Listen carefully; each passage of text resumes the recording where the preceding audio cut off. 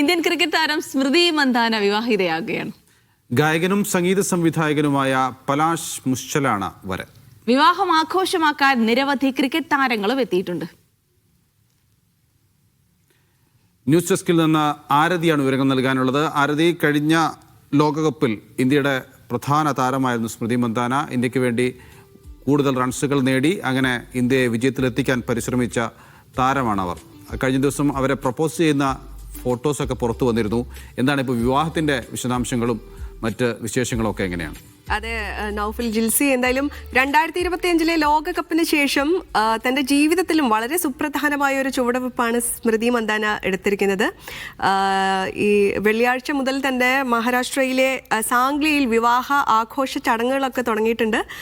കഴിഞ്ഞ ദിവസമാണ് സ്മൃതി മന്ദാന താൻ വിവാഹ നിശ്ചയം കഴിഞ്ഞു എന്നൊക്കെ പറഞ്ഞിട്ടുള്ള വീഡിയോ പുറത്തുവച്ചിരിക്കുന്നത്. അത് സഹതാരങ്ങളോട് കൂടെ നൃത്തം ചെയ്തുകൊണ്ട് അവസാനം കൈ ഉയർത്തി വിവാഹമോതിരമൊക്കെ കാണിച്ചുകൊണ്ടായിരുന്നു സ്മൃതി മന്ദാന താൻ വിവാഹ നിശ്ചയം കഴിഞ്ഞു എന്നൊക്കെ അറിയിച്ചത്. ആ വീഡിയോയും അതുപോലെ തന്നെ ലോകകപ്പ് സ്റ്റേഡിയത്തിൽ വെച്ച് സ്മൃതി മന്ദാനയെ വരൻ പ്രപ്പോസ് ചെയ്യുന്ന വീഡിയോ എല്ലാം വളരെ നിമിഷ നേരങ്ങൾക്ക് കൊണ്ടാണ് ആരാധകർ എന്താ പറയുക സോഷ്യൽ മീഡിയയിൽ വൈറലാക്കി മാറ്റിയത്.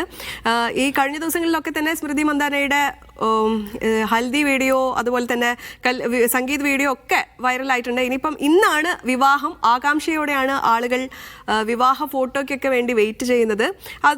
അതിനോടൊപ്പം തന്നെ സോഷ്യൽ മീഡിയ വളരെയധികം തിരഞ്ഞ ഒരാളാണ് ആരാണ് സ്മൃതി മന്ദാനയുടെ വരൻ എന്നുള്ള കാര്യം.